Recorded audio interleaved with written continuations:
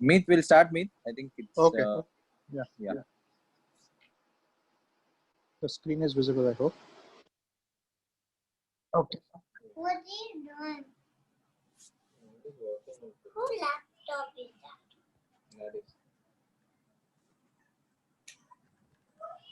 Yeah. So coming to the development of venous system we discussed today.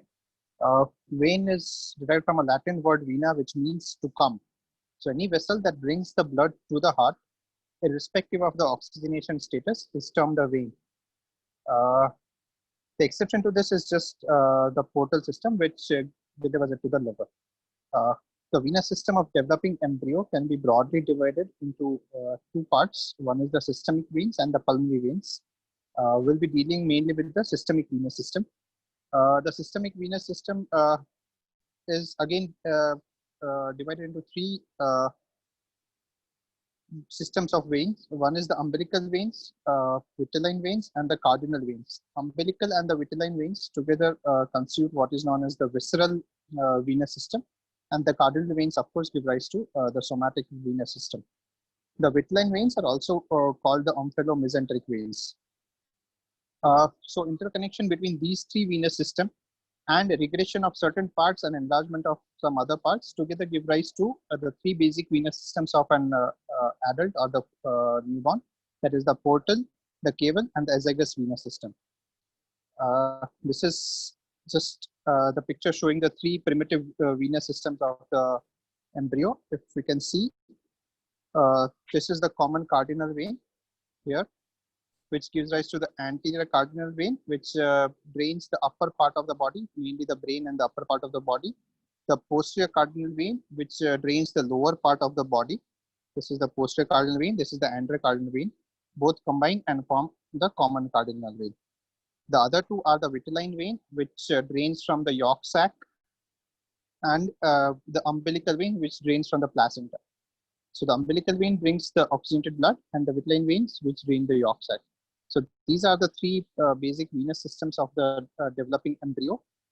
And as we know, excuse me, as we know that the developing heart tube, the caudal end of it has sinus venosus, which receives all the tributaries of the veins, which passes via atrium, ventricle, and again the truncus arteriosus is the exit point. This is the primitive embryo before the folding of the embryo. These are basically the main subdivisions of the heart tube. Again, the sinus venosus during the course of its development gives rise to the right horn and the left horn, each receiving tributaries from the respective half of the body. That is, the right horn will receive the right common cardinal vein, the right umbilical vein, and the right vitelline vein, whereas the left horn will receive the left common cardinal vein, the left umbilical vein, and the left vitelline vein. Now coming to the development of the visceral venous system, we know that the visceral venous system, as discussed, it arises from the right and the left vitelline veins or the omphallomesenteric veins, which drain the yolk sac, and the right and the left umbilical veins from the placenta.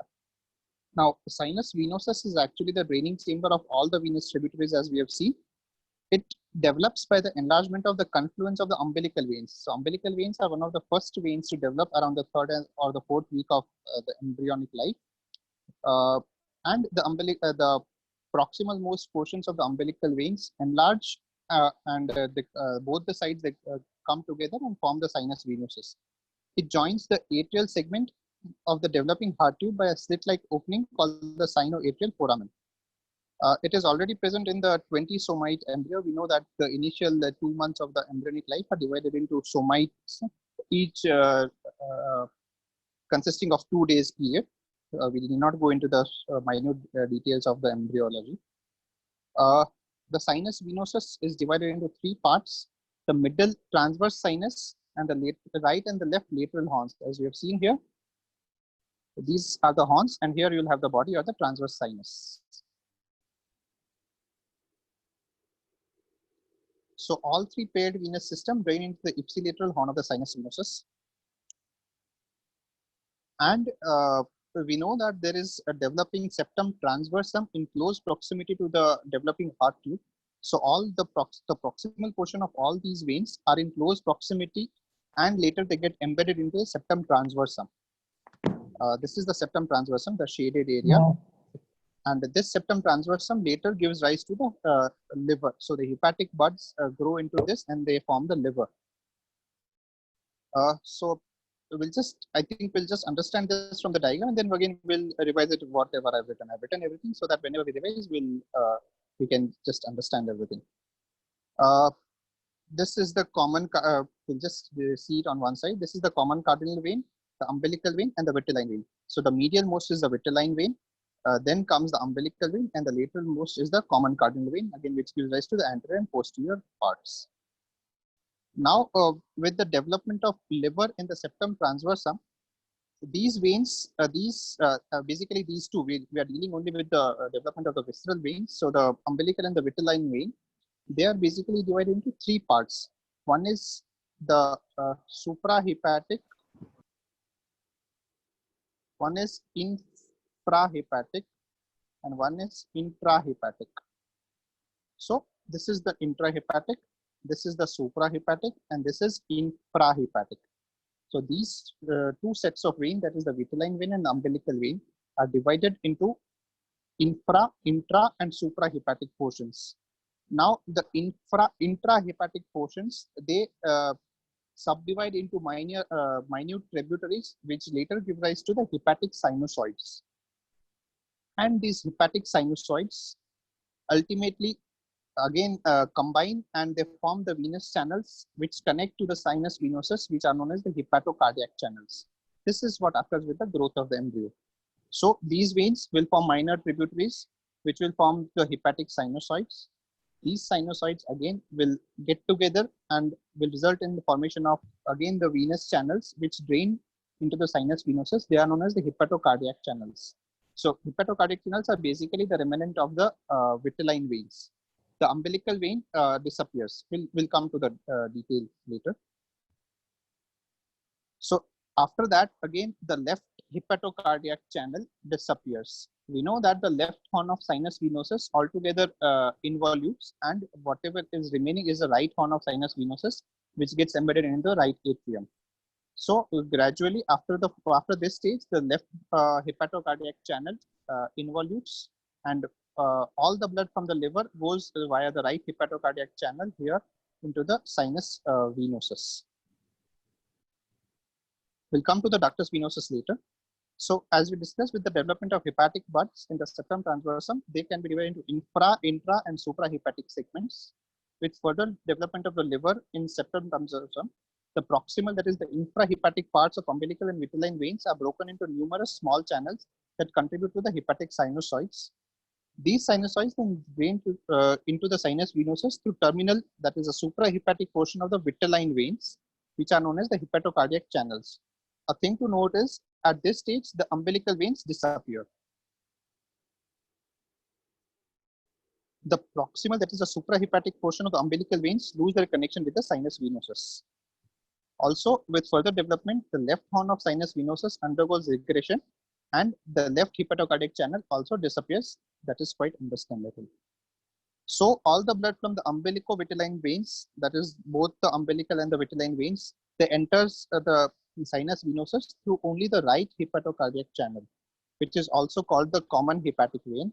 And this portion gives rise to the suprahepatic portion of the IVC later. Okay, which forms the cranial most portion of the IVC, that is the suprahepatic portion of the IVC. We'll see to it in the development of IVC.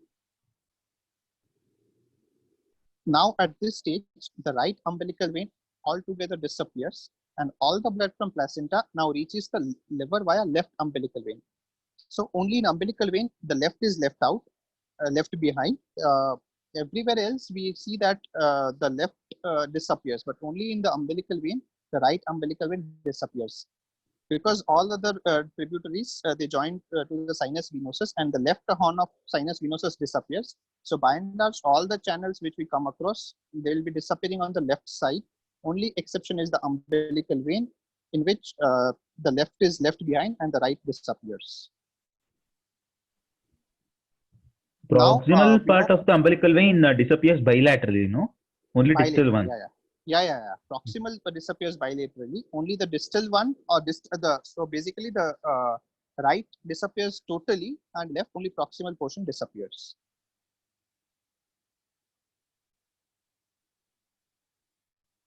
Now we know that the umbilical vein brings oxygenated blood from placenta and which has to bypass the liver for the smooth passage into the into the RA via obstruction into the LA. So in order to facilitate the passage of this oxygenated blood from placenta, some of the sinusoids enlarge and they create a direct channel between the left umbilical vein and the right hepatocardiac channel, which is known as the ductus venosus. We'll see it here again. So this is the umbilical vein, and this is the ductus venosus, which connects with the right hepatocardiac channel. The left umbilical vein connected through the right hepatocardiac channel via ductus venosus, and the right umbilical vein disappears. So I hope I am clear with this much.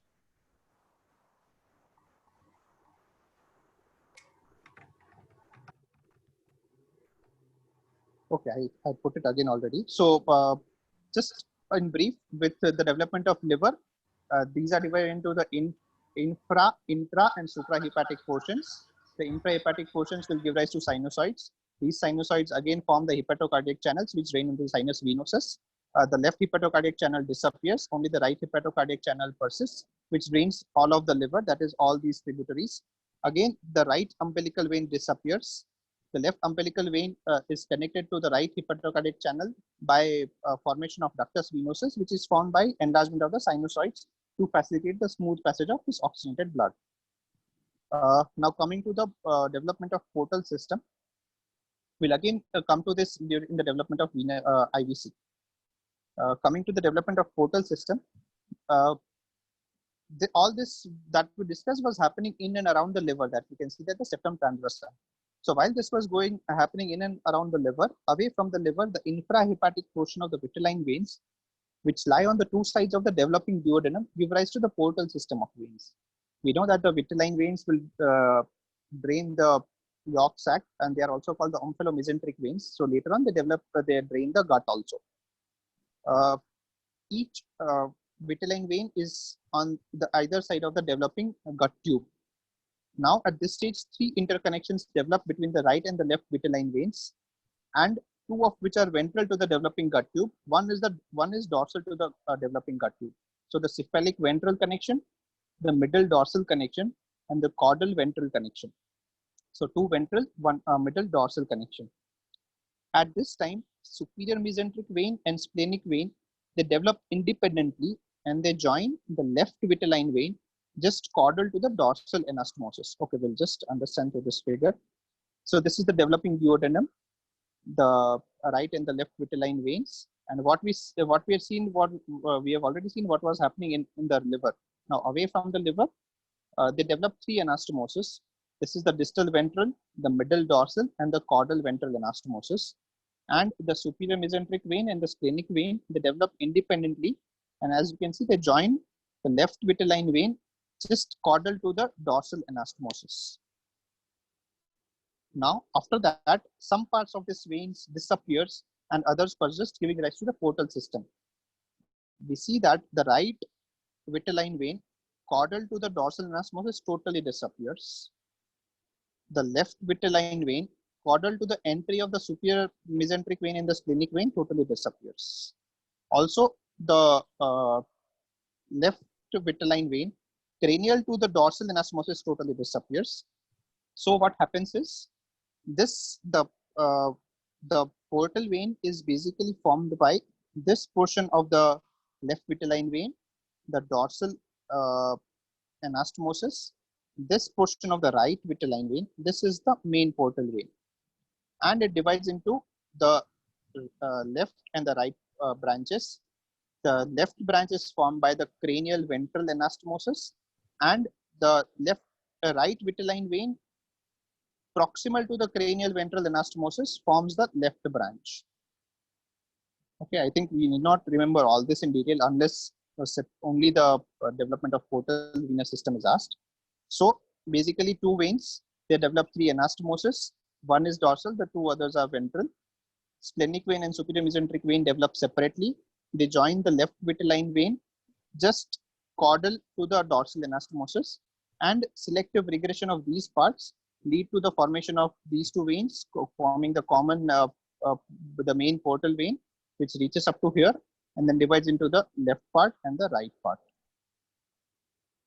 Okay, so as you can see here, these are the portal veins which are formed.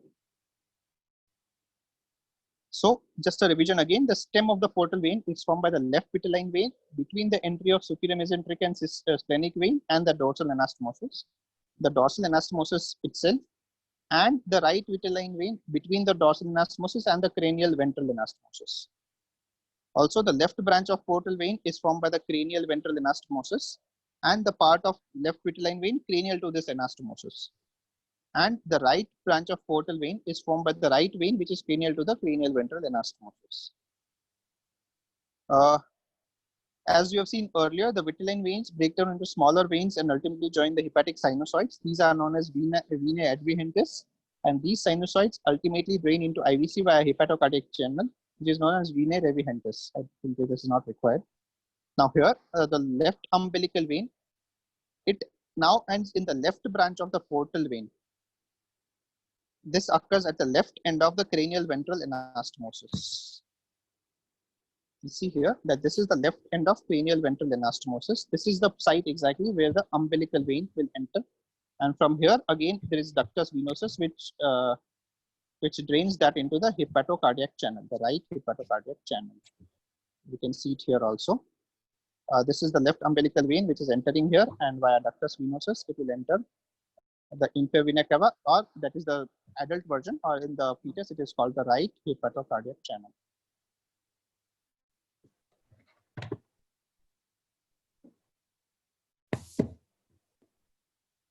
So ductus venosus connects the left branch of portal vein to the IVC or the right hepatocardiac channel. So this is the development of the visceral veins. Now coming to the development of the somatic veins, that is, it develops from the cardinal system of veins. The right and the left anterior cardinal veins, which drain the cranial part of the embryo, including the brain, and the right and the left posterior cardinal veins, which drain the caudal part. Both the anterior and posterior cardinal veins on each side, they join to form the common cardinal vein, which is also known as the duct of Cuvier. It opens into the corresponding horns of sinus venosus, as we've already seen. Each anterior and posterior cardinal veins, they receive a series of intersegmental veins, which are corresponding to the intersegmental branches of the dorsal aorta. Like at each segment, there will be an artery from dorsal aorta and a vein draining the corresponding segment. So if it is from the cranial part of the body, it will be draining into the anterior cardinal vein. And if it is from the caudal part of the body, it will be draining into the posterior cardinal veins. So the segmental artery in the region of forelimb will be enlarged sufficiently because it receives quite a chunk of blood, and that will form the subclavian veins. So subclavian veins are formed by considerable enlargement of one of these veins in the region of forelimbs. Now coming to the fate of anterior and common cardinal veins, that is the formation of SVC and the coronary sinus. I hope I'm clear till this. We'll just see this one figure. I'm sorry, I placed it here. Yeah. We see that these are the intersegmental veins which drain the anterior cardinal vein, and the same drain the posterior cardinal vein. This is the caudal part of the body. This is the cranial part. Now when the limb bud develops, this is the vein which enlarges, and this is the subclavian vein, which again drains into the anterior cardinal vein on both the sides.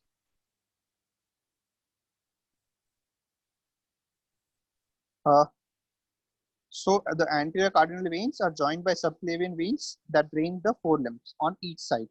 Soon thereafter, the right and the left anterior cardinal veins are joined.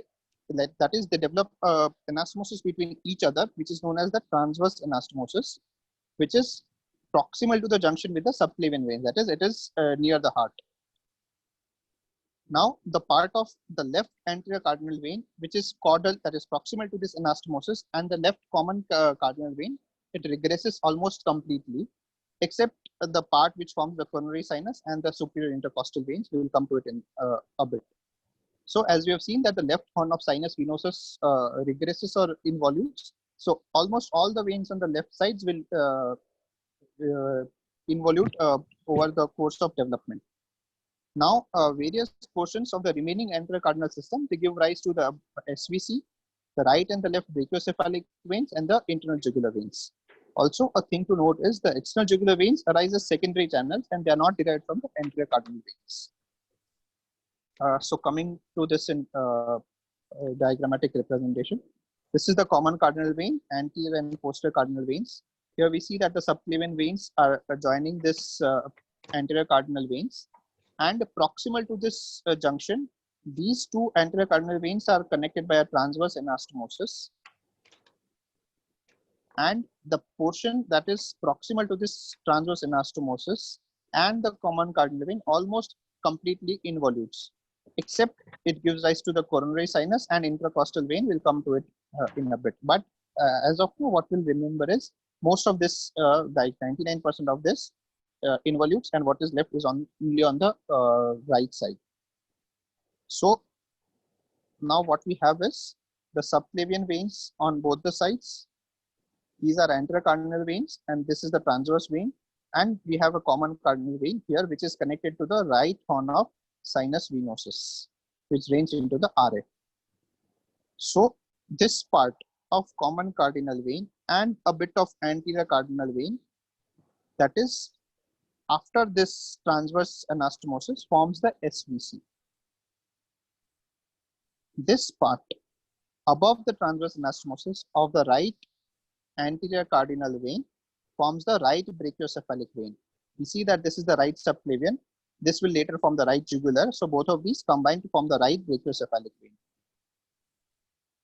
The left brachiocephalic vein is formed by this oblique transverse anastomosis. And as you have seen, this formed the right. So this part is again the left. That is after the joining of the subclavian vein into the anterior cardinal vein. This is the left brachiocephalic vein, this hole. And these cranial portions above the joining of the subclavian veins from the anterior cardinal veins, they both give rise to the internal jugular veins. And we know that the external jugular vein arises as a secondary channel, and it is not a part of this. So just in brief about the SVC, common cardinal vein has two anterior and posterior parts. Anterior is usually from the brain and the cranial part of the body. Subclavian vein, which forms from the limb bud, that is the intersegmental vein from the limb bud, enlarges and it joins the anterior cardinal veins. After that, they develop a transverse anastomosis between these two.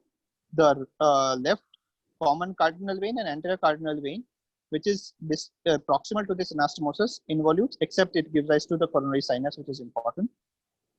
And this part is the superior vena cava, which drains into the right horn of sinus venosus into the RA. This is the right brachiocephalic vein. This is the left brachiocephalic vein. These two are the internal jugular veins. So this is about the development of SVC. Now what happens in the regression of this left side? The development of transverse anastomosis, that is the left brachiocephalic vein. It occurs around 7th week, and it is followed by proximal part of left anterior cardinal. It is followed by regression of the proximal part of the left anterior cardinal vein, which is called as the ligament of Marshall. At around the same time, transverse sinus of the sinus venosus shifts rightwards, and it pulls the small regressing left horn of sinus venosus along with it in the posterior AV groove. We'll just see that figure. Yeah.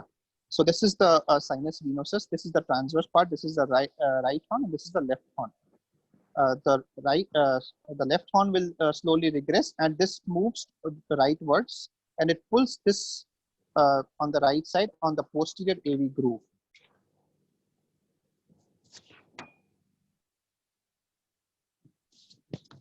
So the left horn of sinus venosus and the adjacent part of the left common cardinal vein, they form coronary sinus, which receives cardiac veins and also communicates with the right horn of sinus venosus. I will just come to it in detail. Also, the greater part of left posterior cardinal vein disappears, except a small portion which is adjoining the common cardinal vein, which persists as a small vein, which is known as the second and the third intercostal veins. We've seen here that almost all of this also disappears, only some part of it remains here. Almost all of this disappears, and some part of this gives rise to the coronary sinus.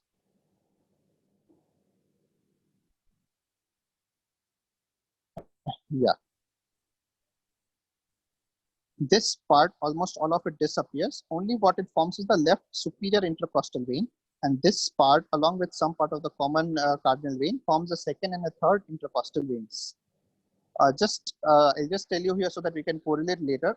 Fourth intercostal veins and downwards, they communicate with the hemiazygous system. We'll come to it in the development of azygous veins. Like what forms here is the accessory hemiazygous, and downwards is the hemiazygous. Now coming to the coronary sinus, we see that this is the right horn of sinus venosus. This communicates with the right atrium. This is the transverse part. This is the common cardinal vein. So some part of the common cardinal vein, that is the proximal part of the common cardinal vein, and the left horn of sinus venosus, they together form the what is known as the coronary sinus. And the distal part of the common cardinal vein, it forms the oblique vein of left atrium. This is not relevant. We might just skip this, but basically the left part of sinus venosus, left horn of sinus venosus, and the proximal portion of the left common cardinal vein forms the coronary sinus, which opens via a foramen into the right horn of sinus venosus, again into the RA. So if, say for example, something which persists here like this actually gives rise to the right SVC, say for example, something that persists here will be the left SVC, and it will drain via coronary sinus into the coronary sinus opening via right horn of sinus venosus into RA. Just for the correlation, we'll come to it in the anomalies. So this was regarding the development of superior vena cava and the coronary sinus. I hope I'm clear till this, because if you have any doubts, we'll just clarify it now, because if we go into the IVC, it will further complicate stuff. Should we go to IVC or anything we need to clarify till now? Okay, we'll go to IVC. Now coming to the development of IVC and the veins of the abdomen.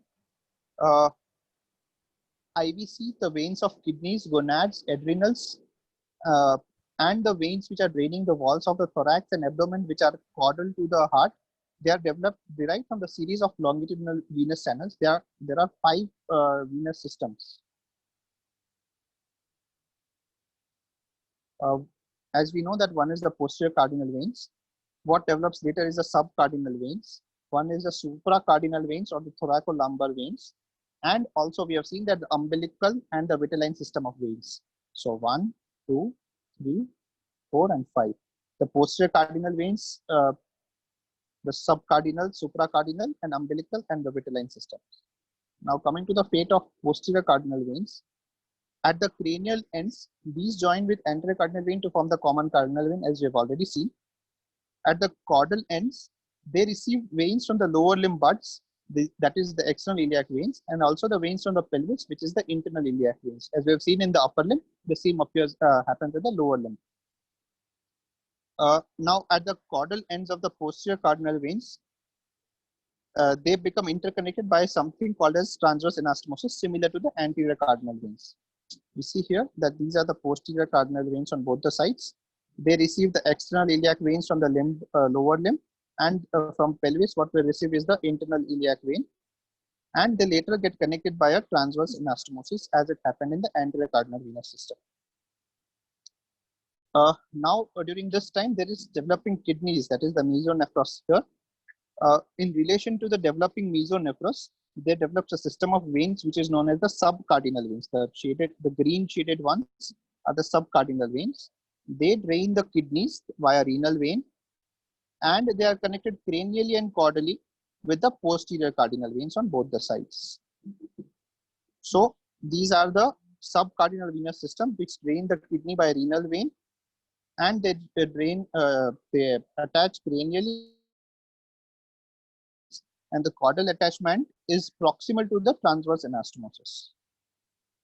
Also later on, these two venous systems, as the kidney grows in size, these two venous systems will have various channels connecting these the both sides, and later on it will form a single anastomosis, which is known as the transverse intersubcardinal vein.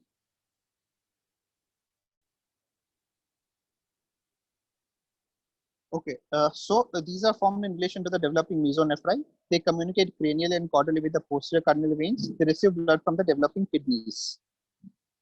Now, at the level of renal veins, these are connected with each other by transverse intersubcardinal anastomosis, which begins initially as small channels, which combine and enlarge to form a large vein.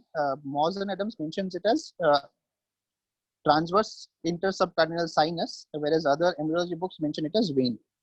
Now, as the kidneys develop, a lot of blood comes into this system, like this system, and this system now forms a channel which connects to the right hepatocardiac channel. As we had seen earlier, right hepatocardiac channel formed the suprahepatic portion of the inferior vena cava. So the cranial part of the right subcardinal vein establishes a connection with the right hepatocardiac channel. By this time, the posterior cardinal veins start regressing, and the blood from the lower half of the body of the fetus, that is the intersegmental veins, which was also the which was draining from the walls of abdomen and thorax, also the developing kidneys, everything reaches the heart via subcardinal hepatocardiac anastomosis. We'll just come to it here. We know that here everything regresses. Also, by this time, this starts regressing from here slowly. So there is no egress of blood which is draining in both the posterior cardinal systems to reach the heart. So what happens is they'll drain via these subcardinal venous system. From here, it goes to the right hepatocardiac channel and from the right horn of sinus venosus into RA. So basically, this starts forming the primitive IVC here. Another system of veins starts developing. As we know that these are regressing here posterior both the sides. So another system of veins which is known as the supracardinal vein. The one shaded in brown, light brown here is a supracardinal vein. It starts developing and it receives all the intersegmental veins which were earlier going in the posterior cardinal vein. With the regression of this posterior cardinal vein will now drain into the supracardinal veins. And this supracardinal vein is connected to the subcardinal. Actually, it should be here. There is a mistake. It should be here. And this supracardinal vein is connected to the subcardinal vein by anastomosis, which is known as supracardinal subcardinal anastomosis. So this is actually here. That is beneath this intersubcardinal anastomosis. And the right part of the subcardinal vein connects with the hepatocardiac channel, as we had already seen. This is somewhere around the liver. Yeah, here it is nicely seen. Whatever is in dotted line actually disappears. So this actually will slowly start disappearing. This is the supracardinal vein, which is connected with the subcardinal system, but it should be actually here. These are both the subcardinal systems on each side. Here there will be kidneys which are draining the renal vein into here. And the right subcardinal system forms an elongation which joins the right hepatocardiac channel, which is the suprahepatic portion of IVC, which goes into RA. So by selective involution of different parts, what we have is the development of IVC. We can again see here that this is the common iliac vein. This is the external iliac and the internal iliac on the right side. This whole forms the left common iliac vein. This is the left common iliac vein. This is the left internal iliac. This is the left external iliac vein. Then what we have is the subcardinal. This is actually supracardinal. This is wrongly labeled. This is supracardinal.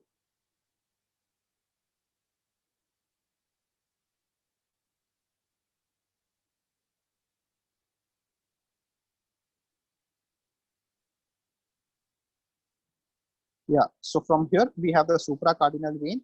This anastomosis is actually here. So from so this is the supracardinal subcardinal anastomosis. That is this portion of the IVC. Then what we have is the renal segment of IVC, which is formed by the subcardinal veins. We remember here that the subcardinal veins were developed in relation to the developing kidneys, which each were draining the the renal veins. We'll come to this portion in detail later. So this is formed by the subcardinal veins. Then this is the subcardinal hepatocardiac anastomosis, this part. And this is the hepatocardiac channel, as we had seen, which was developing from the umbilicovitelline system. This goes and drains into the right horn of sinus venosus into RA. Now just revising that.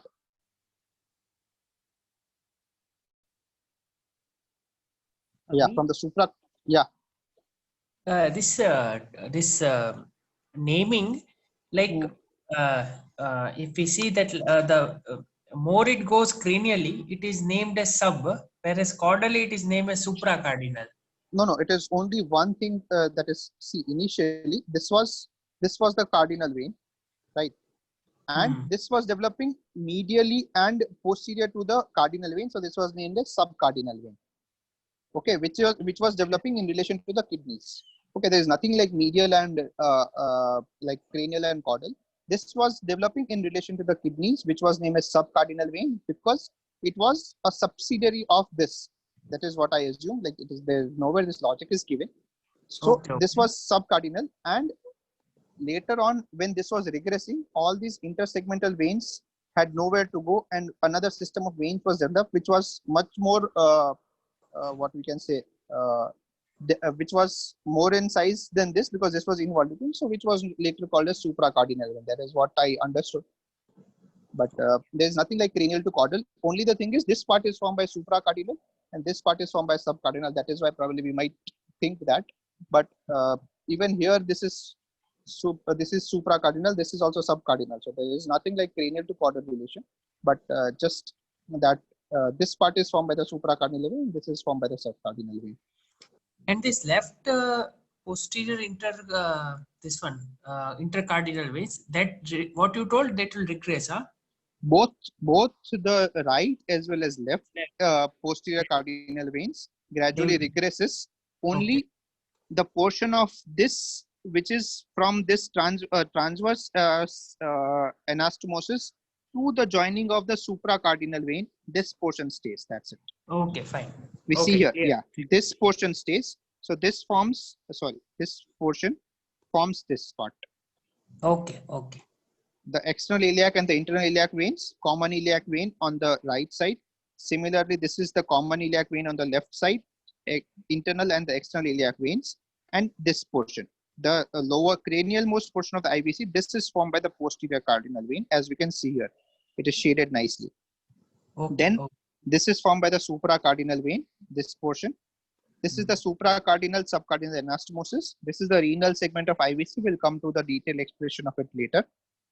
This is the subcardinal hepatocardiac anastomosis, and this is the hepatocardiac channel, which is formed by the umbilical and the vitelline veins.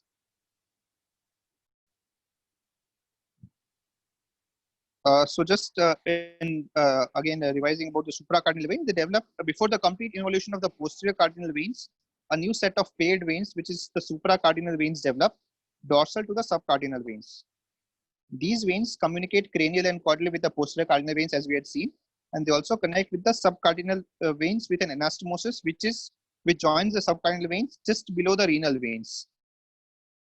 So it actually joins here. This is the renal vein coming here. So this joins here actually.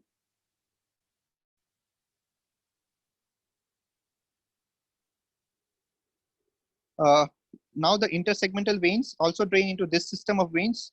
That is as the posterior cardinal vein is regressing. We have seen that with the regression of posterior cardinal veins, each of the intersegmental veins had nowhere to go, so they drain into the supracardinal vein, which will again have relevance in the formation of the azygous system. We'll come to it later.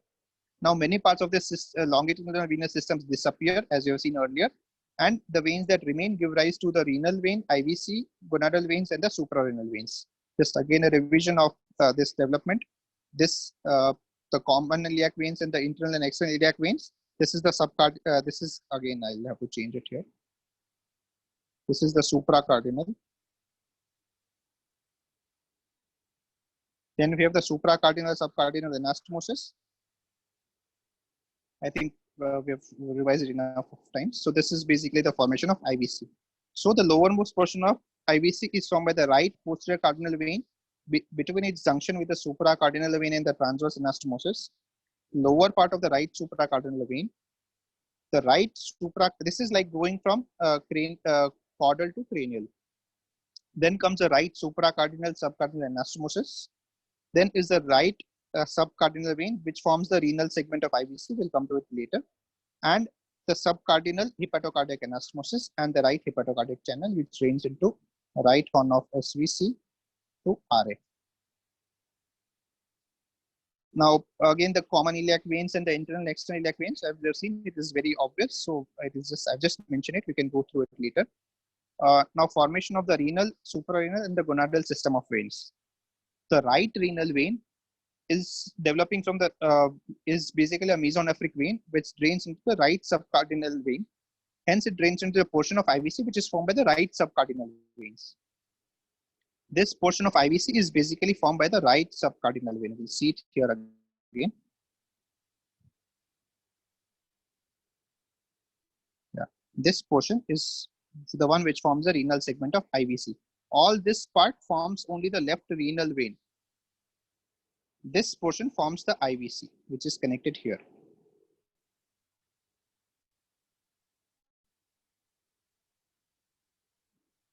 Yeah, so the right renal vein, which is a mesonephric vein, which drains into the right subcardinal vein. Each renal vein drains into its corresponding subcardinal vein. Also, the right subcardinal vein, as it forms the IVC, so the right renal vein directly drains into the portion of the IVC which is formed by the right subcardinal vein. Now, the left renal vein is derived from basically the left mesonephric vein, which originally drains into the left subcardinal vein. Also, a part of left subcardinal vein, and the intersubcardinal anastomosis also is the one which forms into the adult, which is a component of the adult left renal vein. Again, we'll just come here. Yeah. So this is the right subcardinal vein. This is the left subcardinal vein. This is the intersubcardinal transverse anastomosis. These are both the mesonephric veins. So each mesonephric vein will drain into the corresponding subcardinal vein. Now the right subcardinal vein forms a part of IVC. So it is very obvious that this vein directly drains into the IVC. Now all this together forms the left renal vein. So the left renal vein is formed by the mesonephric vein of the kidney, the subcardinal vein, a part of the left subcardinal vein, as well as the intersubcardinal anastomosis. All these three form the left renal vein, whereas the right renal vein is only the mesonephric vein, which drains here. Again, reiterating the same fact, this and all this is the left renal vein.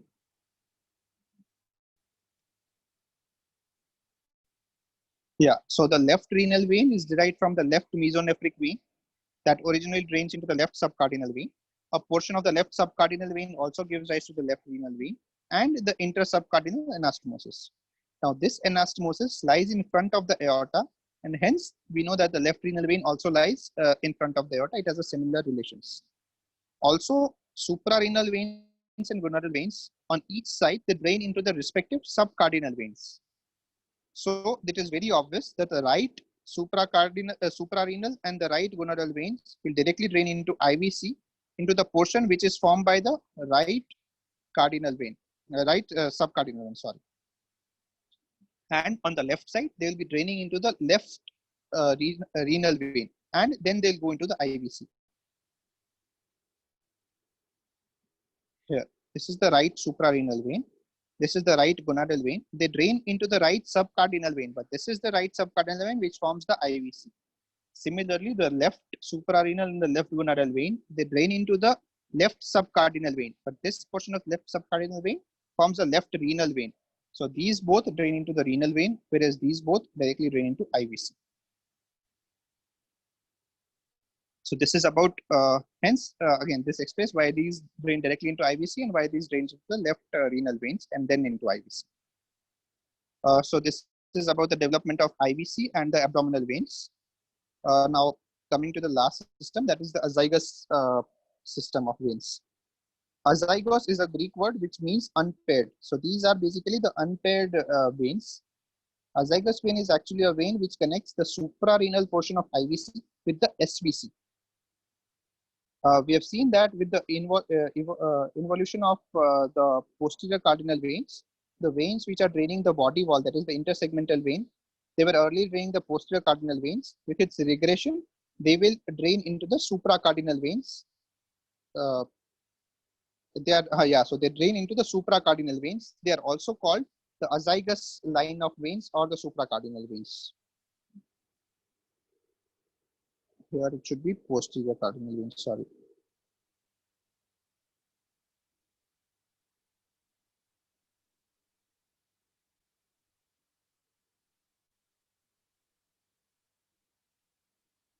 So with the regression of the caudal portion of the posterior cardinal veins, the veins which are draining into them, they are transferred to the azygous line of veins or the supracardinal veins.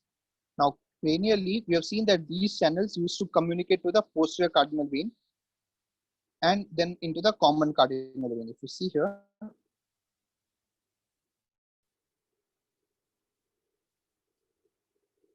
yeah. So these are the supracardinal veins. Cranially, they used to communicate again with the posterior cardinal vein, which communicates with the common cardinal vein. And all the intersegmental veins which are draining here will drain here, and this will go up, and this can communicate with the common cardinal vein. Now, we know that this part of common cardinal vein forms the SVC. So basically, this forms a azygous system which drains into the SVC. We know that this part involutes, so this part doesn't communicate with the SVC.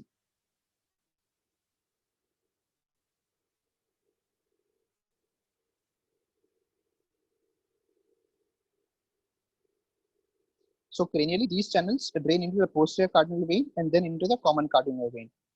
Also, these two channels communicate with each other by vessels that run dorsal to the aorta. Say, for example, these are the two, this is the one and this is the another longitudinal veins. They'll again develop communications which are behind the aorta. This is the aorta. This will be, these communications will be dorsal to the aorta. Now, with the regression of the left common cardinal veins and the left anterior and posterior cardinal veins, the left supracardinal vein loses its communication with the posterior cardinal vein. Hence, now the only way of escape of the left supracardinal vein is via these anastomosis into the right supracardinal vein, which goes upwards, communicates with the right posterior cardinal vein into the SVC, that is the common cardinal vein, and then it goes into the RA. So now the azygous vein is formed by the vein of the right azygous line, that is the right supracardinal vein, the cranial-most portion of the right posterior cardinal vein, which opens into the SVC, which is formed by the right common cardinal vein. Also, the vertical parts of the hemiazygous and accessory hemiazygous veins are formed by the left azygous line, that is the left supracardinal vein, and they ultimately drain into the right azygous by these transverse anastomosis, as we have already seen. The horizontal parts are formed by the post-aortic anastomosis between the two azygous lines. Now, as we had seen earlier, that the second and the third intercostal veins, they retain their drainage to the left posterior cardinal vein. Yeah, you can see here that these are the supracardinal veins, each intersegmental vein draining here. These develop, these are the posterior cardinal veins with the intersegmental veins. These are the supracardinal veins or the azygous line of veins. So with this development, and when this is regressing, all these intersegmental veins will drain here. And these two are connected by the anastomosis, which is dorsal to the aorta. We know that this part involutes. So all this will drain here, and it will go via this anastomosis into the right azygous line. Same here, all this will drain here. It will go via this anastomosis into right azygous line. So this forms the accessory hemiazygous, this forms the hemiazygous, and this forms the azygous line, azygous vein. It connects the, this is the IVC, and it connects IVC to the SVC. This is the posterior cardinal vein. This is the common cardinal vein, which forms the SVC. Now the size of this is inversely proportional to the size of these intercostal veins. If the second and third intercostal veins are large enough, then this accessory hemiazygous vein will be very small. Also, Moss and Adams, what they mention is they prefer the term left azygous over the hemiazygous and the accessory hemiazygous. So it is like controversial. Some people call it hemiazygous, this hemiazygous and accessory. or else they call it left azygos, which is the cranial part and the caudal part. This is the azygos system. So this is the final part. We see that this is the prerenal part of IVC. This is the azygos vein, which is draining into SVC. These intercostal veins will form the hemiazygous vein, via this transverse anastomosis will drain into azygos. The upper part again will form the accessory hemiazygous vein, which will drain into the azygos vein, all ultimately draining into the FCC. So this completes the development of the systemic venous system. Now coming to the abnormalities of development. First, we'll see the abnormalities of SVC development. We know that bilateral SVC is one of the common anomalies. Now we can easily imagine that persistence of LSVC, which was thought to result from the failure of involution of the left anterior cardinal vein and the left common cardinal vein, which forms the persistent left SVC. 92% of cases, it drains into RA via coronary sinus. We know that the common cardinal vein, the left common cardinal vein will drain into the left horn of sinus venosus, which will form the coronary sinus, and it will open into the RA. So 92% of cases, it drains into RA via coronary sinus. In the remaining ones, it drains into LA via partially or a completely unroofed coronary sinus. In a large autopsy series, the incidence of persistent LSVC was around 0.3%, but it has a much higher incidence in patients with congenital heart disease. In TOF, it is some 11%, AV septal defects, it is 19%, mitral ectasia 17%, and juxtaposition of right atrial appendage, it is some 34%. These are the schematic diagrams which show the abnormalities of SVC development. We know that when this left anterior cardinal and common cardinal veins, when they don't involute, it forms the left SVC, which will drain into the left horn of sinus venosus, which forms the coronary sinus, and ultimately it drains into RA. Now, almost 60% of cases will have a persistent left innominate vein also. We know that actually this vein, innominate vein, used to bring blood from both these areas, and they brought into SVC, RSVC. But even when we have a persistent LSVC, the left innominate vein is present in 60% of cases. Another thing which can happen is, instead of the left, the right portion of this anterior cardinal vein and the common cardinal vein involutes, and the left stays. So the subclavian brachiocephalic vein on the right side, like this, will form the innominate vein, and it will drain via the left SVC into the coronary sinus, into the RA ultimately. Sometimes we can have bilateral SVCs without the innominate vein, and this SVC draining into LA via unroofed coronary sinus. Again, the unroofing of the coronary sinus can be partial or complete. Bilateral SVC with unroofed coronary sinus, as you've seen, that partial or complete absence of the wall between the LA and the coronary sinus, which is called unroofing of the coronary sinus. In cases with unroofing of the coronary sinus, LSVC will drain to LA. And if they have a normal septum, which will constitute what is known as the coronary sinus type of atrial septal defect. Now, bilateral SVCs with unroofed coronary sinus usually occurs in association with other congenital anomalies, and rarely it occurs as an isolated lesion. Usually, it is associated with visceral heterotaxy syndromes. With asplenia, it has a 67% incidence, and with polysplenia, it has around 13% incidence. Now, absent RSVC in visceroatrial situs solidus, as we had seen, when this portion involutes and this stays, it is an absent RSVC with a left SVC. If the right anterior cardinal vein and the common cardinal vein involutes and the left persists, this results in this anomaly. So the LSVC normally will drain via coronary sinus into RA, and in this case, the azygos vein will also open into the LSVC. Left azygos vein will open into LSVC, and the right side of azygos venous system will form the hemiazygos and the accessory hemiazygos veins. The incidence is 0.07 to 0.13%. It is very rare, and it can occur both in structurally normal heart as well as in patients with congenital heart disease. Other associations are other congenital heart disease in 46%, rhythm abnormalities are found in 35%, and an unroofed coronary sinus is found only in 6%. So in 94% of cases, an absent RSVC with a persistent LSVC will have no physiologic abnormality, because a persistent LSVC with a normal coronary sinus will drain into RA, and hence it will cause no physiological abnormalities.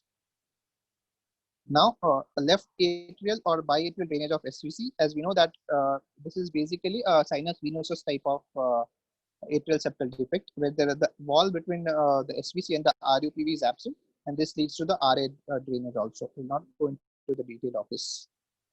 Another abnormality is the retroaortic innominate vein.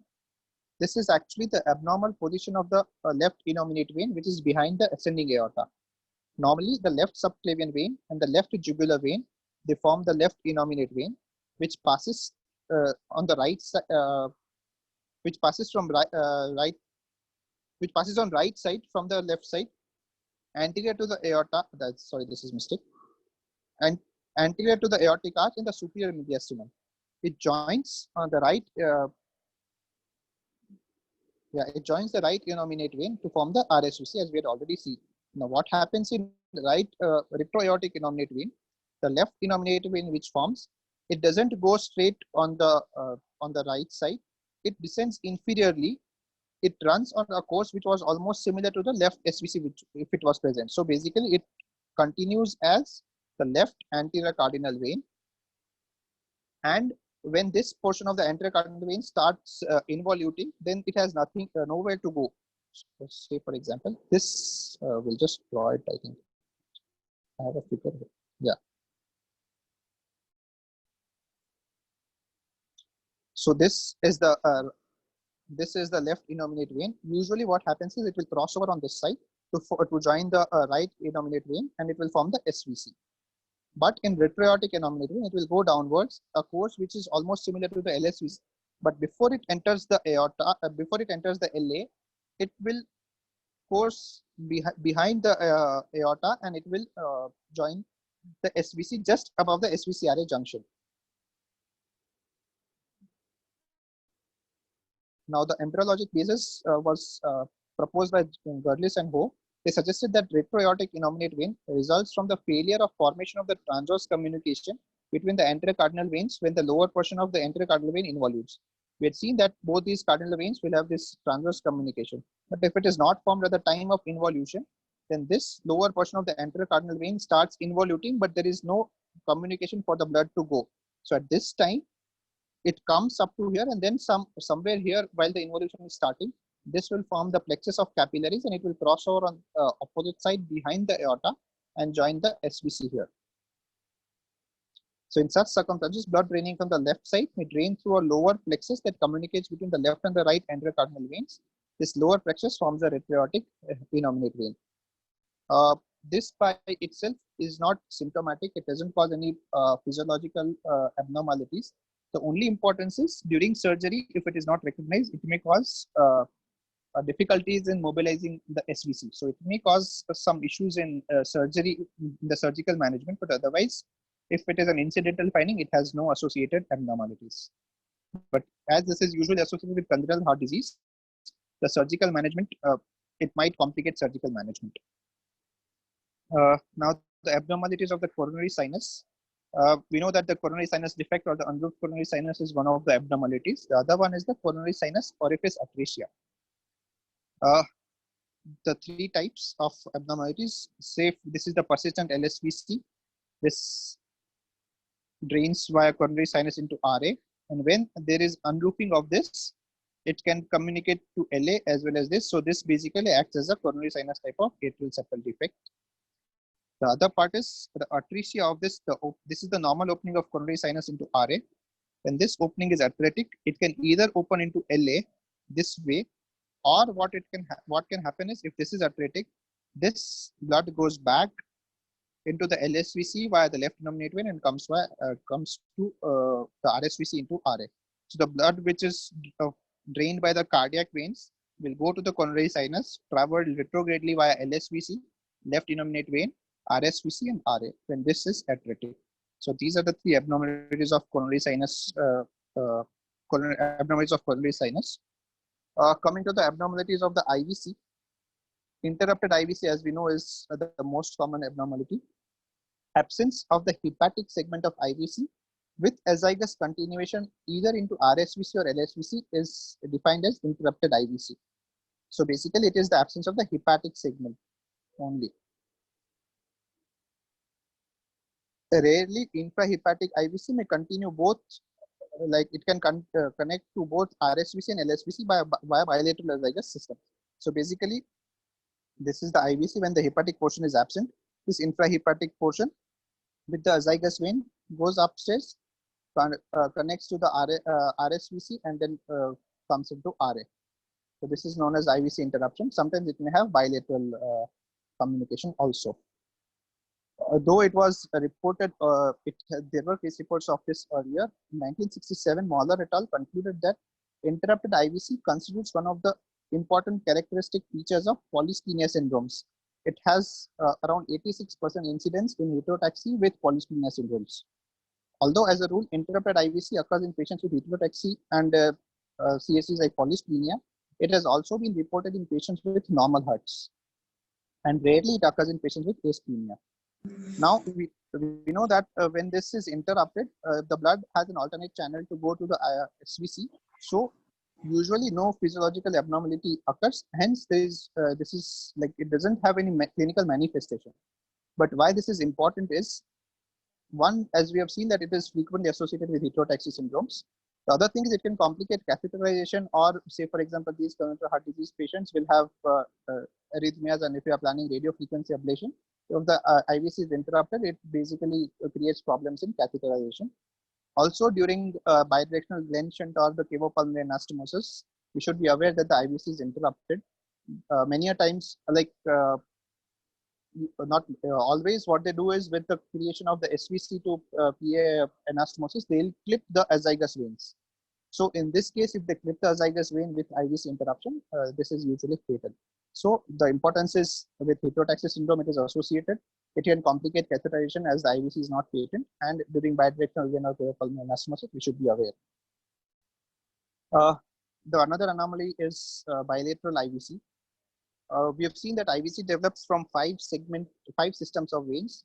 4 out of 5 are actually the paired veins. We've seen that the posterior cardinal vein, the subcardinal vein, the supracardinal vein, and the umbilicovitelline vein. So all these are paired system. Only segment of IVC which was not paired was a subcardinal hepatocardiac anastomosis, which developed from the subcardinal vein, that is the renal IVC, to the hepatocardiac channel. That was the only unpaired segment of IVC. Rest all the segments are paired. So the occurrence of bilateral IVC is very common, as we can see that if any part fails to regress, it can have bilateral channels. So only the hepatic segment or the subcardinal hepatocardiac anastomosis is unpaired. So bilateral IVCs are usually either suprahepatic or infrahepatic. Bilateral suprahepatic IVC is basically the normal IVC, plus when there is a left hepatocardiac channel which is also present, is bilateral suprahepatic IVCs. Now in this case, the left suprahepatic IVC or the left hepatocardiac channel will drain into the left sinus, the left horn of sinus venosus, that is into the coronary sinus. Bilateral suprahepatic IVC is a frequent finding in visceral heterotaxy syndromes with asplenia. 28% cases of asplenia and 6% cases of polysplenia will have bilateral suprahepatic IVC. Also, it can occur in normal patients, and as you have seen, it drains into the coronary sinus because it drains on the left side of the sinus venosus. Coming to the bilateral infrarenal IVC, they usually occur either in their complete length of infrarenal portion, or some portion of it may have bilateral drainage. Both the suprahepatic and infrarenal IVCs, they do not produce any abnormalities if the coronary sinus is if the normal coronary sinus is present. If it is roofed, so ultimately all of the blood will go into the right atrium. Only the unroofed coronary sinus will have desaturation. As you have seen that only the hepatic segment is unpaired, so we can never have 2 bilateral complete IVCs because the hepatic segment is only 1. But some rare cases of bilateral complete IVCs have been described, where they see that there is absence of ductus venosus. So the umbilical vein will continue with the portal vein, will continue with the hepatic vein, and they will drain into the coronary sinus. So this is one which may be considered as another IVC, and the one is the normal IVC.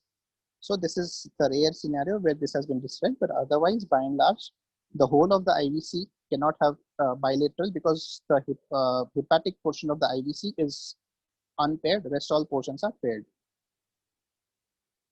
Now, the other anomaly is IVC draining into LA. We know that during fetal life, the most of the IVC blood is directed towards LA by the eustachian valve and the PFO. Normally, the eustachian valve involutes by birth, but in some cases, for unknown reasons, the eustachian valve may persist with little or no change in its size or attachments. And if this persistence of eustachian valve is associated with either a patent foramen ovale or a second type of PSD, then this can direct the IVC blood into the LA also.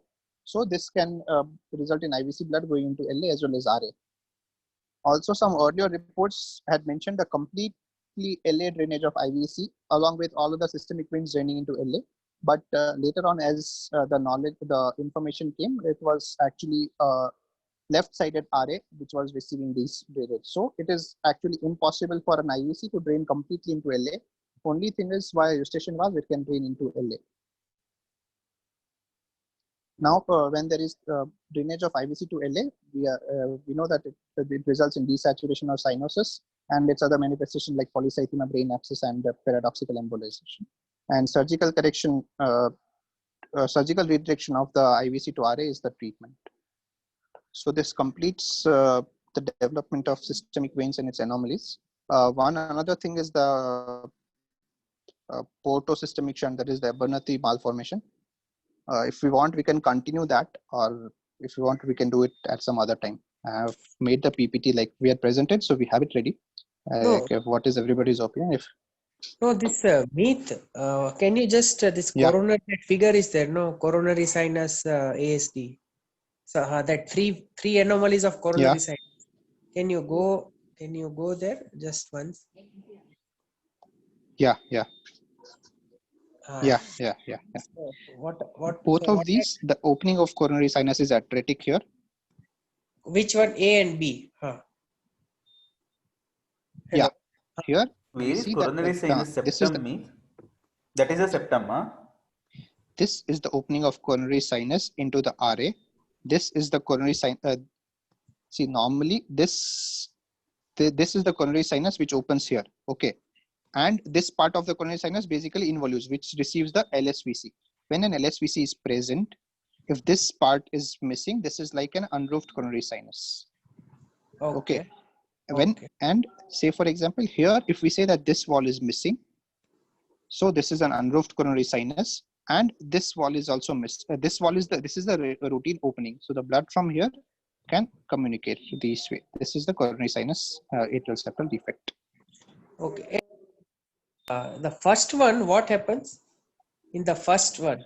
First one, an opening is created here. If this is atretic, it will have an opening here via which it drains into LA. Okay, so the coronary sinus will be draining into LA. Okay, fine. Yeah. So Rakib defect is which one? Third one, huh? Persistence of LSVC with coronary sinus. Unroofing, yeah.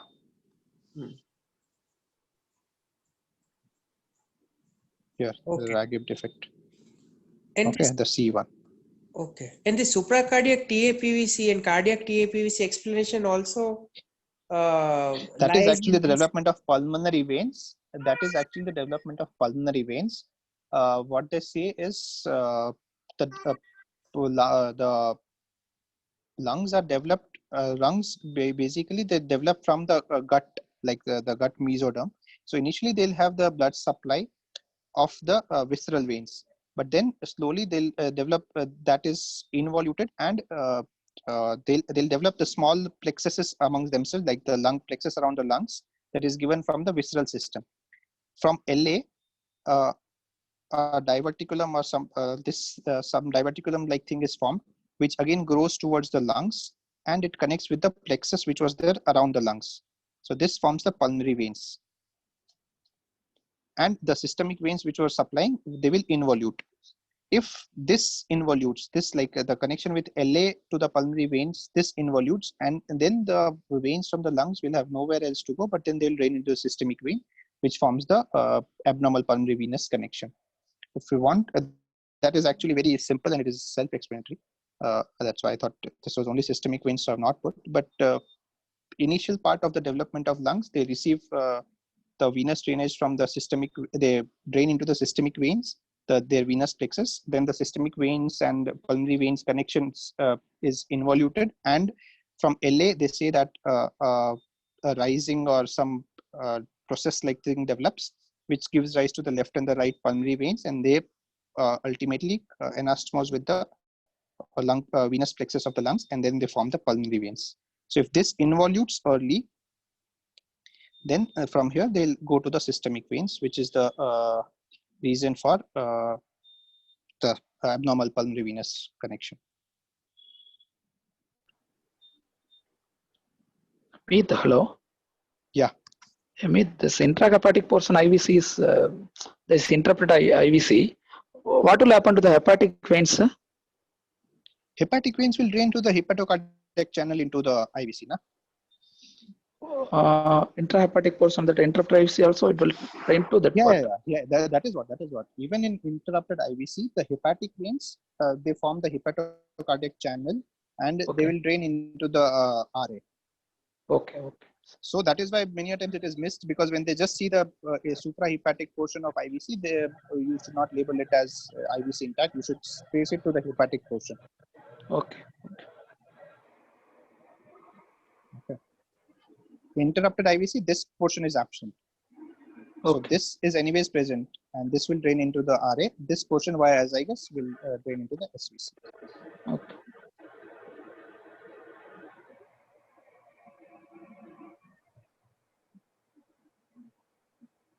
In fact, Raghavan, we'll go to.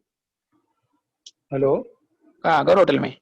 Raghavan, in fact, that is why they say that the supradiaphragmatic portion of the IVC will always connect to RA. There can never be any anomaly where Situs, for situs, yes. Yes. So IVC will connect to left atrium. Even Moss has described one paragraph, but in that he himself has said that those were wrong autopsy findings, which are later by rectified, and thereby there can never be any anomaly. So this hepatic portion of the IVC, which is the common portion, which Meet always has described, okay, always will go to RA. Yeah, always it will always. Okay. It's hepatic and suprahepatic part, or only the suprahepatic part you are telling? Both. Only the suprahepatic part, which is formed by Suprahepatic. hepatic veins. That is basically formed by hepatic veins.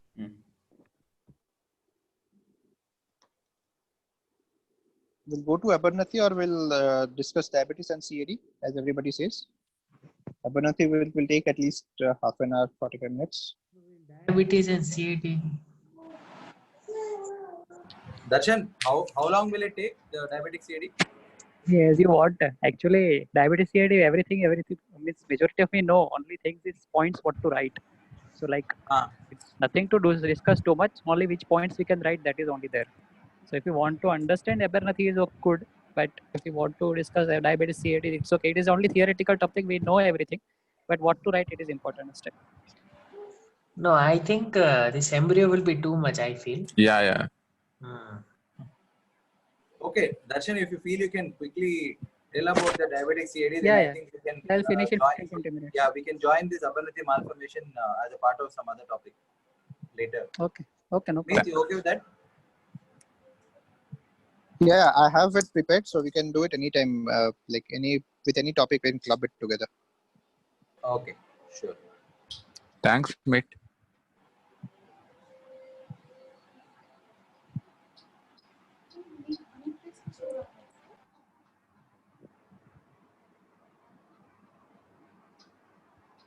Screen is visible.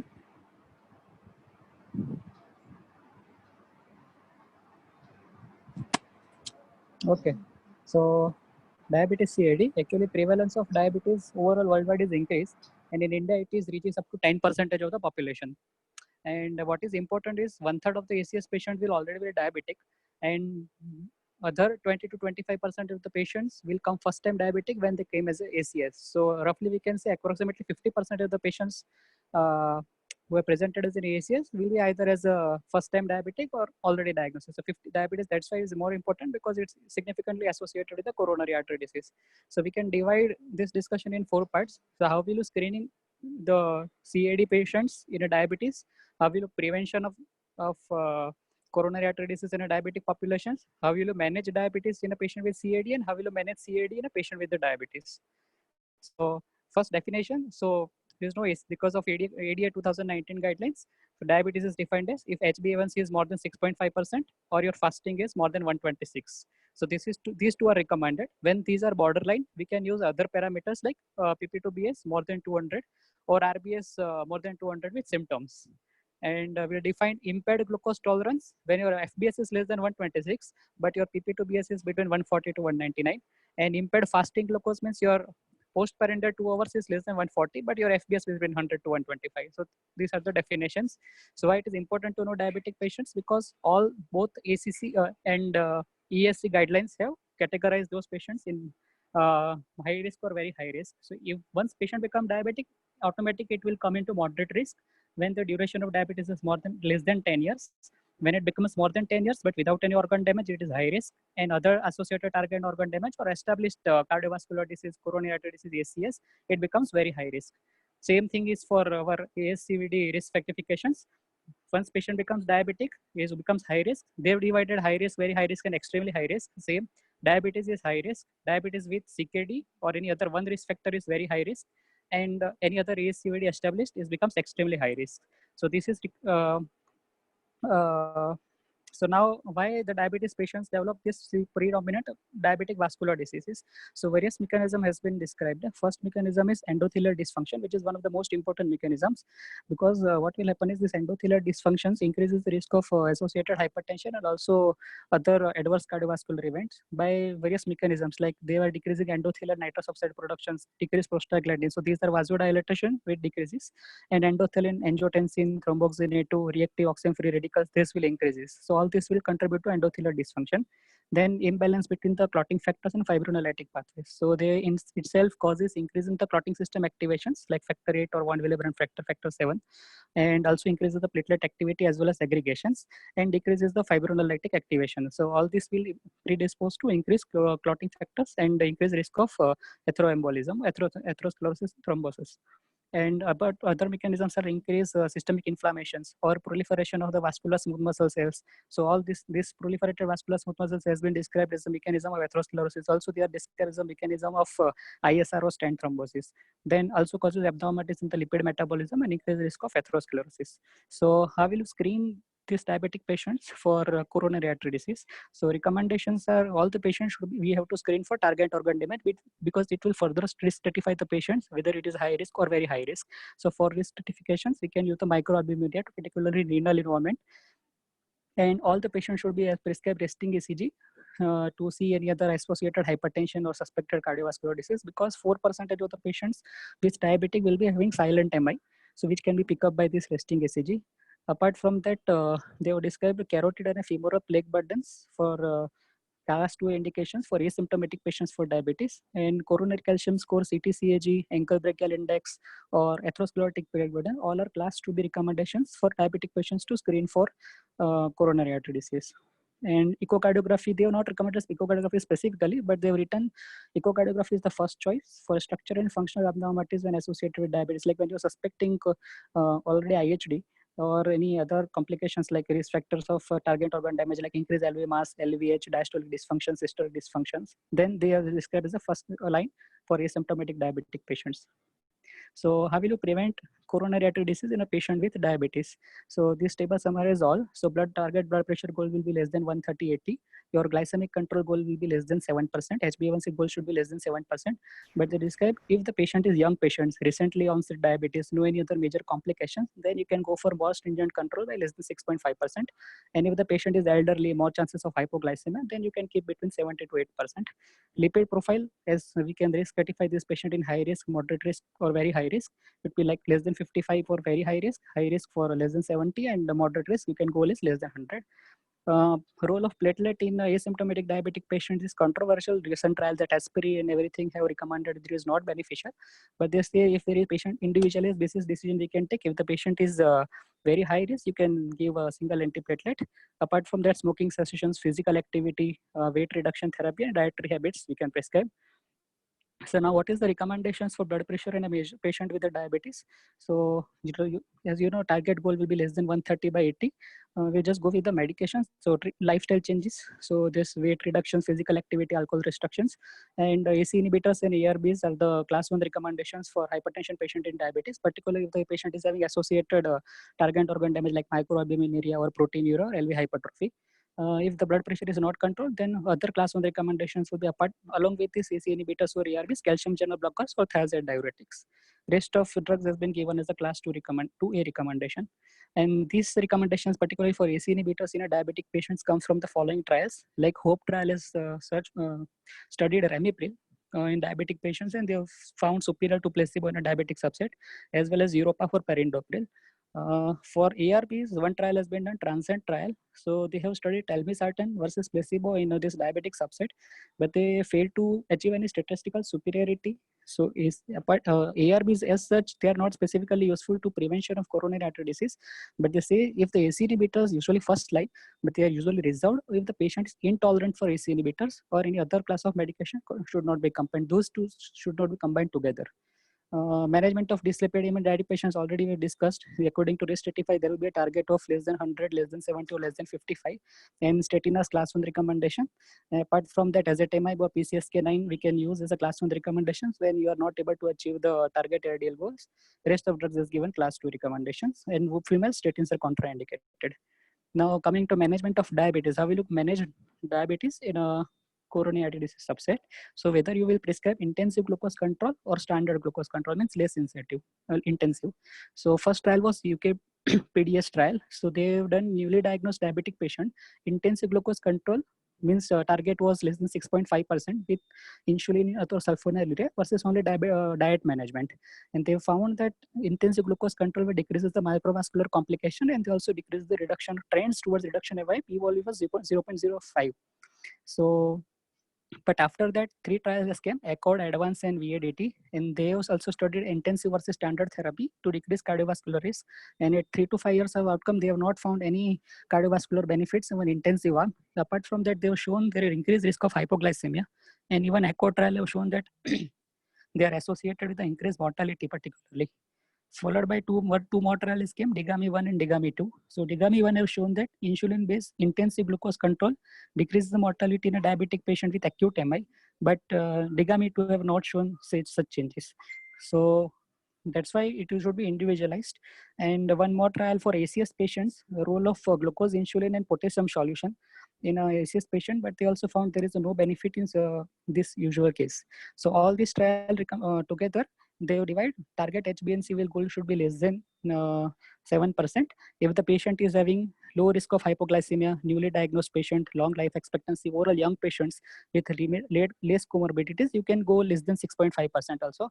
But very elderly patients, more risk for getting hypoglycemia, more complications, short life expectancy. So in these patients, you can keep between 7 to 8%. So same HbA1c goal is less than 7% is recommended, and target is depend individualized data point of diabetes, comorbidities, age of the patients, and avoidance of hypoglycemia should be done. Self-monitoring of blood glucose is a class 2 recommendation. And less than 7 is basically they will decrease the microvascular complications, but some amount of macrovascular complication like stroke, CVA, or myocardial infarction, there decreases as a class 2 recommendations. For ACS patient, they told target your therapy should be insulin, short-acting insulin should be given to keep your target goals less than 180. So which anti-diabetic drug will prescribe? So there are various drugs which are available. So going to metformin, which is a bigonite class of anti-diabetic drug. Basic mechanism is they are particularly act on the glucose production and increases the insulin sensitivity by stimulating incretins, and they also increases the insulin release. And UK PDS trial have shown that metformin have decreases the myocardial infarctions, coronary related death, stroke, and also improves the survival. Second class is sulfonylurea. So they inhibit the ATP-dependent potassium channels of the pancreatic beta cells, and it increases the insulin release. But ECHO trial, which was previously discussed, they have shown that they associate with significant increased risk of hypoglycemia, weight gain, and also increased MI-related case fatality rate. So their cardiovascular safety is questionable. But recently, one Carolina trial has been done, which is between linagliptin DPP4 inhibitor versus glimepiride, and they've shown that they're comparable CV safety. But still, there is a very questionable data about sulfonylurea to prescribe in a patient with a CAD. Third group is thiazolide and diones. So they act particularly at the nuclear receptor level by PPRF gamma receptor, and they are particularly associated with increased insulin sensitivity in the target tissues. Two drugs, pioglitazone, rosiglitazone.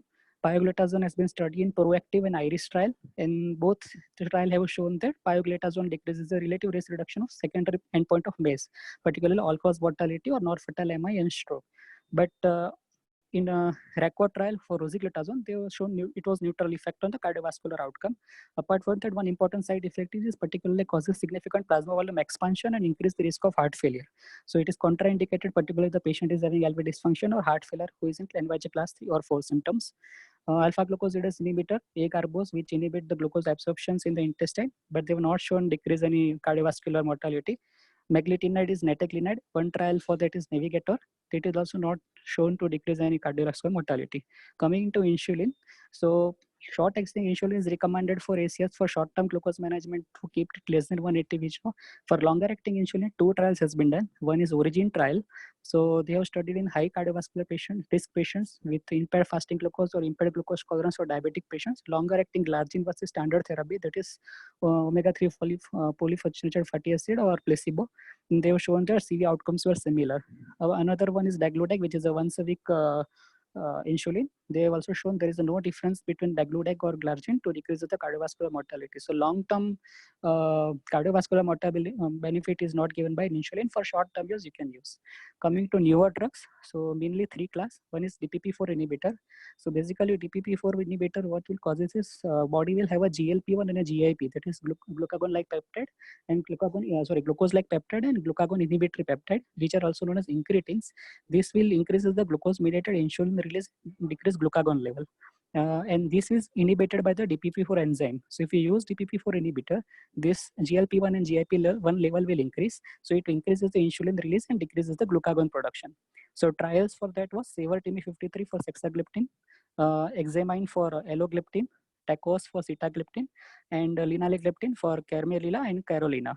So they have not shown any significant cardiovascular benefit in a DPP4 inhibitor, but they have shown sexagliptin is associated with increased risk of heart failure hospitalization. So they are also not that much useful for mortality benefit. So coming to GLP-1 agonist. So once again, GLP-1s are incretin system. So they are injectable agents which increases the incretin system, that is GIP-1 and GLP-1. And they increases the insulin release and decreases the glucagon production. Apart from that, they have some additional benefit, like they are decreasing the gastric emptying, satiety enhancement, weight loss, and it decreases the blood pressure and a lipid profile also. So mechanism seems favorable. So first 2 trials came Elixa and Excel. Elixa trial is for lixisenatide and Excel is for exenatide, but they have not shown any cardiovascular benefit. But after that, one landmark trial came as LEADER trial. In that liraglutide, they were shown to significantly decreases the MACE and cardiovascular outcomes. After that, 2 more trial for semagliptin, SUSTAIN 6 for semagliptin once-a-week dose. They also shown to decrease MACE, non-fatal stroke, and non-fatal MI. And Pioneer 6 was oral semagliptin, which is a daily dose. They also shown to decrease the cardiovascular death, but they have shown one significant complication of retinopathy, particularly vitreous hemorrhage and blindness. So oral semaglutide is still in studied, but once a week semaglutide and SUSTAIN 6 and liraglutide of LEADER trial has been proven. So overall, this meta-analysis have shown that they are decreasing the MACE outcomes and improve the cardiovascular outcome. But they are also decreasing the blood pressure and lipid profile. So proposed mechanism for cardiovascular benefit is they are decreasing atherosclerotic related cardiac events.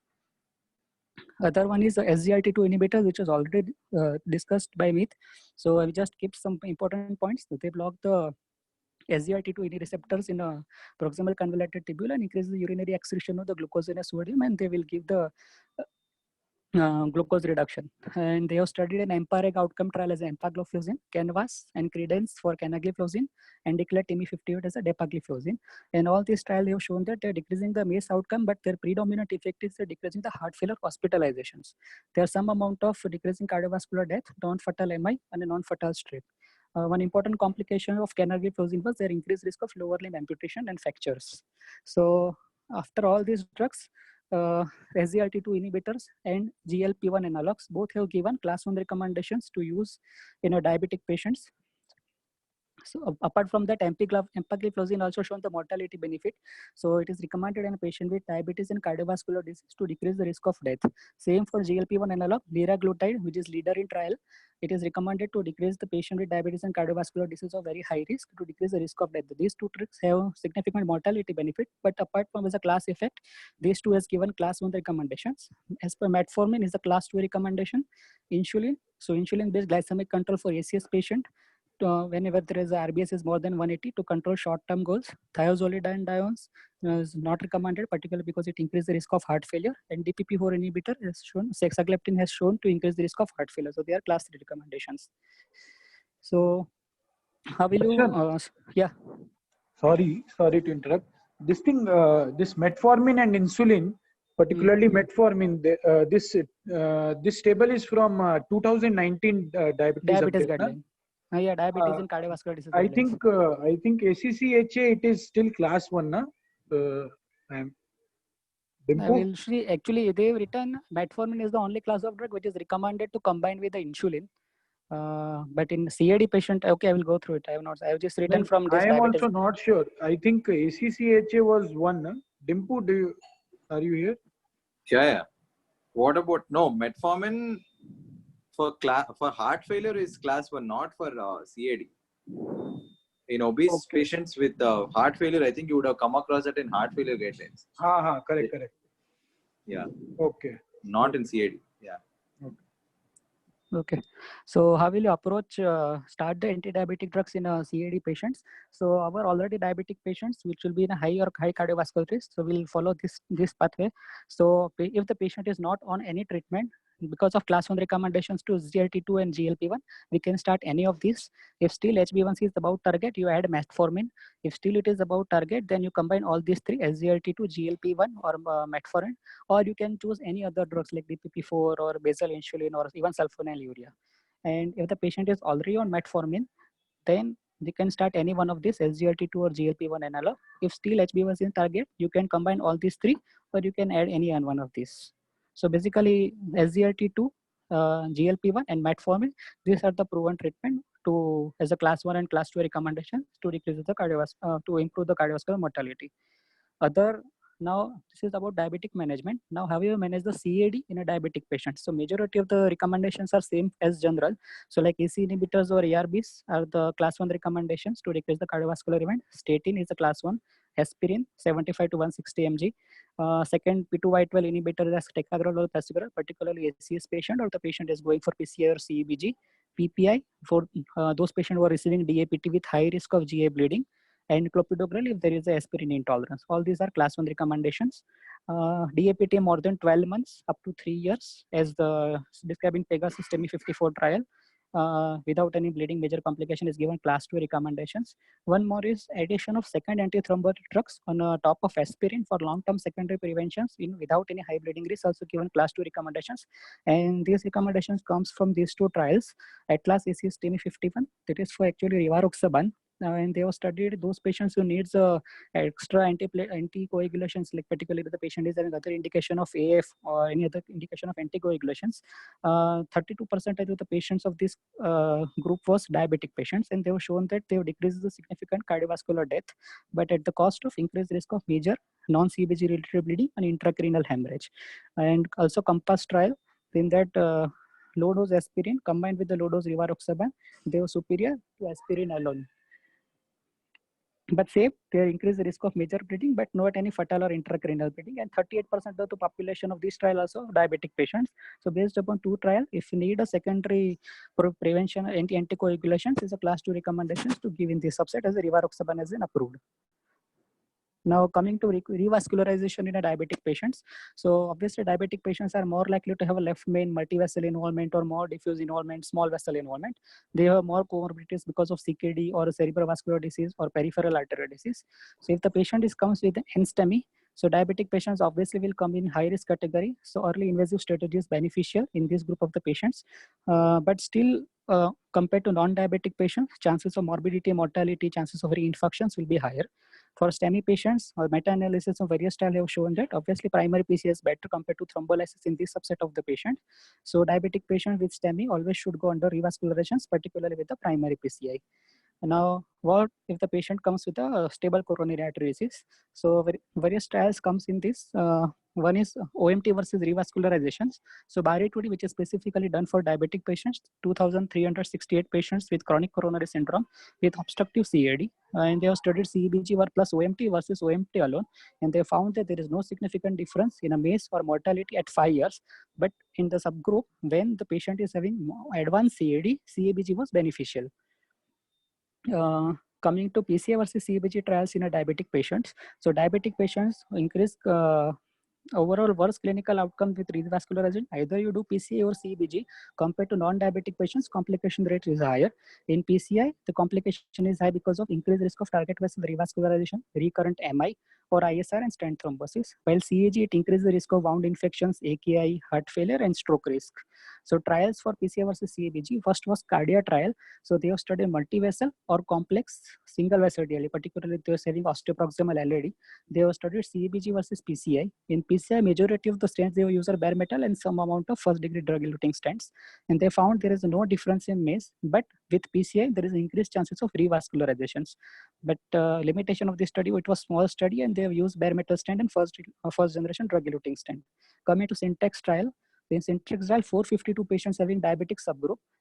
So they have studied about left main and TVD, PCI versus CEBG. So higher MACE rate with PCI at 1 year and 5 year. And PCI's complication is increased risk of repeat revascularizations. And diabetic with Syntex score was more than 33. That subgroup was specifically shown significant improvement with the CEBG. Coming to Freedom trial, which is also done for only diabetic population, there is 1900 patients with multivessel CAD, but no left main. CEBG versus PCI, in that majority of stent was first generation drug eluting stent and CEBG was superior. Same PCI increased risk of repeat revascularization and CEBG increased the risk of stroke. Coming to BEST trial, there is a study for multivessel CAD. In that diabetic subgroup is 366 patients and they have done with the CEBG versus second generation everolimus eluting stent. Once again, death, MI or target vessel revascularization was higher with the PCI group. And EXCEL, which is recent trial, left main disease, diabetic subgroup of 505 patients, and their 5-year outcomes have also favored the CEBG, and those patients particularly having high Syntex scores. Now, if the patient is having multivessel CAD with LV dysfunction and diabetes, so also shown have then all these trials have shown that the favorable is CEBG because they're having low risk of MACE and mortality. And so whenever the stable patient comes with a coronary artery disease, and when both the procedure with a low surgical mortality, either PCI or CEBG, obviously CEBG is superior to PCI. PCI is only alternative to CEBG when the complex coronary and low complexity of the coronary artery disease or your Syntex score is particularly less than 22. So coming to recommendations, so obviously as for a non-diabetic patient, drug eluting stent, radial approach are recommended. If you are going for CEBG, Lima is a class 1. And all the patients should be checked for renal function test, particularly if the patient is taking metformin. If there is a renal dysfunction, they are advised to stop the metformin. And optimal medical therapy should be preferred. So all the chronic coronary syndrome with diabetes who are stable, no risk of significant ischemia, should be kept on OMT. But if the patient is having ischemic symptoms, large area of ischemia, significant left main or proximal LAD, then you can go for the revascularization. So what are the guidelines for revascularizations? So this table we know if the patient is having single vessel disease without any proximal LAD, PCI is class 1. But if the proximal LAD, both has given class 1. If the double vessel disease without LAD, proximal LAD, you can go with the PCI is a class 1. With proximal LAD, both even given class 1. So only class 1 recommendations for PCI in a diabetic population is single vessel or double vessel disease, but without any proximal LAD disease.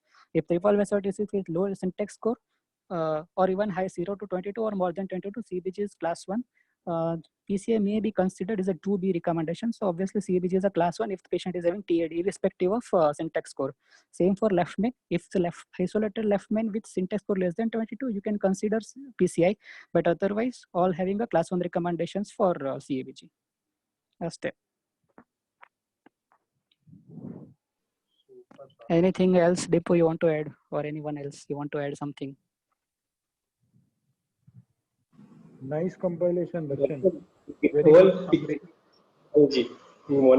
Actually, Darshan, this I think all of us should go through last month's AHA has released stable CAD in diabetes specific guidelines. AHA scientific statement has come. They have basically looked at compiling all the data on management of CAD, only stable CAD in diabetics basically.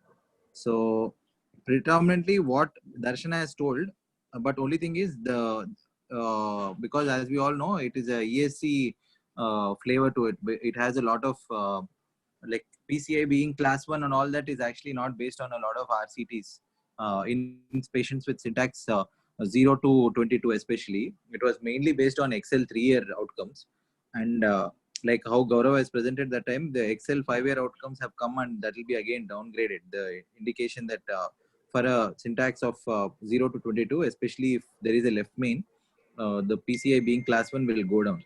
So all those comments, and also general, I think it's just a 3 to 4 page paper and it's nicely given.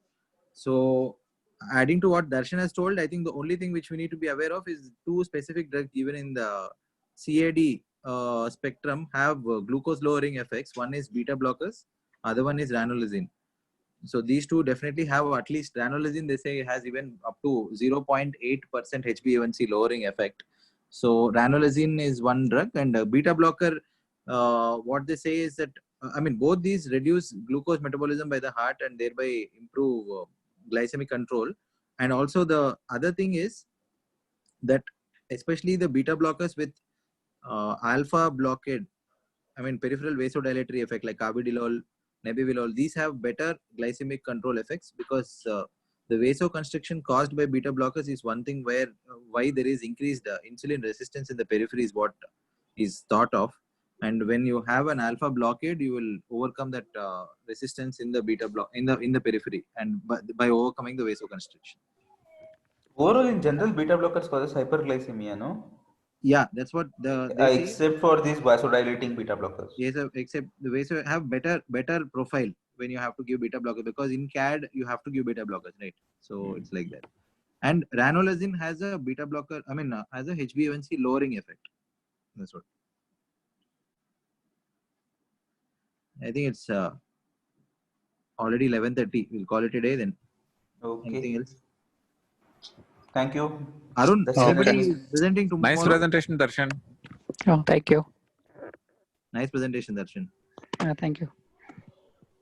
What, Dimpu? Anybody is presenting tomorrow, or what is it like?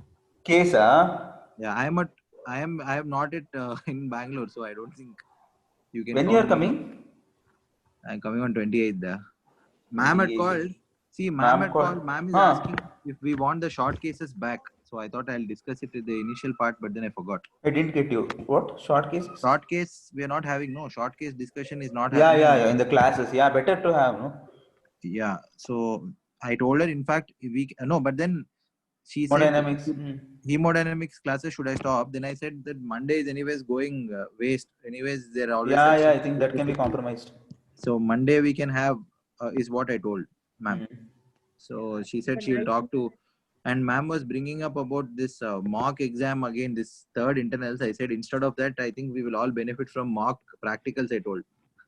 So rather than mock theory, what is the point of sitting and writing theory again and again? Correct. Yeah, so I mock told. Practical, is it for what did madam tell? No, that's what ma'am said. We've not had it ever before. How do you propose to do it and all? She said like, no, I was saying like 2-3 people can sit and have a mock viva for us, no, or even like a mock case presentation or mock spotters, something like that, like an exam field. It's always conducted in MDs in our respective colleges, like like pseudos. Why not here is what I told ma'am. She said she'll discuss with Raghu sir. But one thing which doesn't make sense is just sitting and writing theory equations. Theory doesn't make sense, man. They are not going to read. They are not going to correct. I don't know. I mean, half the people are not coming also, so I don't know. And this one, Dimpu. Yeah, this thing, even what I was thinking was, because we have lost so many days, so even the general club can be omitted and can be converted into some case presentation. I think that is all not at our level. We'll just they won't do that, Varshit, because first test will be compromised. Academics of first test will be compromised. I told. No, Monday can easily be swapped. You anyways have one day already in the week. Monday is okay. You can fit in because Monday is arbitrary. Nothing useful happens on Monday anyways. But as Dimpu, you had already mentioned previously, I think instead of doing random journals which they are doing these days, they should discuss some 2019